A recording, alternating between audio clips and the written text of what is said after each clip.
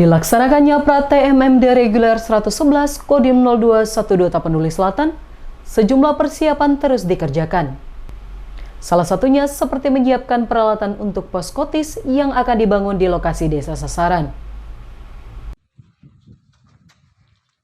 Pelaksanaan kegiatan pra-TMMD reguler 111 Kodim 0212 Tapanuli Selatan terus berjalan menuju upacara pembukaan yang akan digelar pada tanggal 15 Juni 2021. Untuk itu, sejumlah persiapan terus dikebut, salah satunya dengan menyiapkan peralatan pengisian pos kotis yang nantinya akan dibangun di lokasi desa sasaran TMMD. Pasilo Kodim 0212 Tapanuli Selatan, Kapten Infanteri Suyanto mengungkapkan, demi suksesnya pelaksanaan TMMD reguler ke-111 tahun 2021 ini, pihaknya mencoba untuk menyiapkan segala sesuatu sejak awal.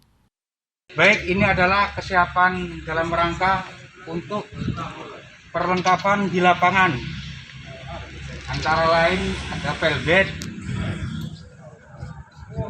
sketsel, dan perlengkapan lainnya yang nantinya akan diajukan di lokasi TMMD.